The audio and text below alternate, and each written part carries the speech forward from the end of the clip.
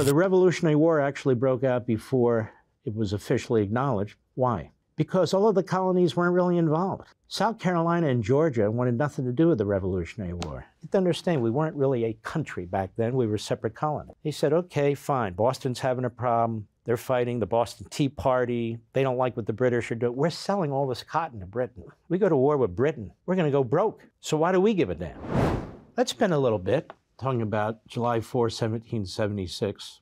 The revolution had already begun, quite frankly, in New England, specifically Boston and the surrounding areas. Boston was taking on the British. It hadn't exploded into a full revolution yet, but that's where it was going. In Boston, we had tremendous patriots. You had Samuel Adams. Samuel Adams was sort of the leader of the secret movement, spies at the time. You had his cousin John Adams, who wasn't that prominent early on in the revolution, but became so. You had, of course, John Hancock.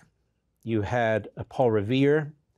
And you had a doctor named Joseph Warren, who I've talked about but gets no attention whatsoever. But it's very interesting. In New England, early on when the war broke out, before 1776, Dr. Joseph Warren was known better than George Washington. Matter of fact, most people didn't know who George Washington was up to that point. And Joseph Warren was a doctor. He was in his mid-30s. He was well-known and well-liked, and he was a leader of the revolutionary movement in Boston and in Massachusetts. He was fairly well-to-do, didn't have to lead any revolution, but he did. And he and others put their lives on the line. And when the revolution broke out, you had the Battle of Lexington, the Battle of Concord, and that was followed by the Battle of Bunker Hill. And within Bunker Hill, you had Breed's Hill. And on Breed's Hill, the colonists dug in. The volunteers and the so-called regular army, of which there was almost none, they dug in because the British were coming. The British had come, and a massive armada had come. And their goal was to put down everything that had been taking place in Boston and growing in New England.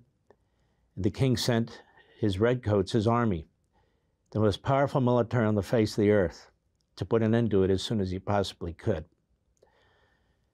And on Bunker Hill, we'll call it, that battle, the problem was that the colonists didn't have enough gunpowder. There was a letter written to what they called the Congress of New York, the legislature there, begging them for gunpowder. I had that letter. It was signed by Joseph Warren and two others. That letter is now in the hands of Hillsdale College, and I believe it's on display in their Washington, D.C. campus, along with other documents that I've given to them. And you read that, and you look at that, and you really think about the men who wrote it and signed it, who put everything on the line, everything they had, including their lives. The British were brutal, brutal. Even though they would line up and fight in the way that they did, they were brutal to their prisoners of war. Nearly half of all the colonists who died during the Revolutionary War died on prison ships, British prison ships. They ate rancid food. They died in their own fecal matter. There was tuberculosis, horrendous deaths as they were in the bowels of these ships, these big prison ships that would be anchored off the coast of Boston, New York, and down further south as time went on. This revolution breaks out, this battle took place, and this is all before George Washington got involved as the commander of the forces, the army. And that battle, the Battle of Bunker Hill, is a very famous battle. You've heard about it. And so what happened was the British, long story short, they charged up the hill to try and take the Yanks. Well, our people, our forces, the colonists, they were dug in. The first wave of British suffered significant casualties. The British, say what you will, they were very brave, these men. They made another try, suffered more casualties.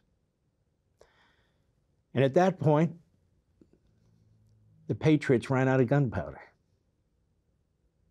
They ran out of gunpowder. And so some of them stood firm at the front line, others were ordered to retreat for another day, not knowing what would come of them. And Joseph Warren, Dr. Warren, insisted on staying on the front line. He was a wanted man. They knew who he was. So the third charge is made, and the Americans are overwhelmed. They fight hand-to-hand combat. And one of the higher-ranking British officers, as they were charging up the last time, saw Joseph Warren, aimed his pistol at him, and at nearly point-blank range, shot him between the eyes. And so as not to make a martyr out of Dr. Joseph Warren, they would cut him up into pieces. They would burn what was left of him. Many days after,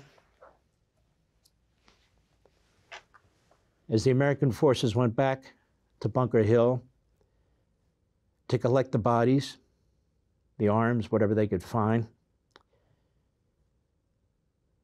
where was Joseph Warren? Well, it turns out they not only cut him up, set him on fire, they urinated on him, and all the rest of it. They were brutal. But they knew enough to know where Joseph Warren had died and how he died, because he had some iron in his teeth. You know, obviously they didn't have the kind of material that we have today. His dentist, such as it was Paul Revere, who was a smith, a metalsmith, an ironsmith. And he made swords, he made pots, he made pans, and he was one of the great metalsmiths of that period. So he would make the equivalent of teeth, so when somebody had a tooth pulled, they would insert that. Paul Revere was able to determine that that was Joseph Warren because he had one of Paul Revere's teeth. I tell you that as a personal example, not personal to me, but a specific example of what took place. So the Revolutionary War actually broke out before it was officially acknowledged. Why? Because all of the colonies weren't really involved. South Carolina and Georgia wanted nothing to do with the Revolutionary War. You have to understand, we weren't really a country back then. We were separate colonies. They said, okay, fine, Boston's having a problem. They're fighting the Boston Tea Party. They don't like what the British are doing. We're selling all this cotton to Britain. We go to war with Britain, we're going to go broke. So why do we give a damn? There were many, many divisions. And so there was a meeting of the Second Continental Congress, with delegates from all the colonies came. They needed to make a decision to raise an army. They decided they would. They needed to make a decision who would lead that army. It was Washington. For all this and much more, sign up for LevintTV.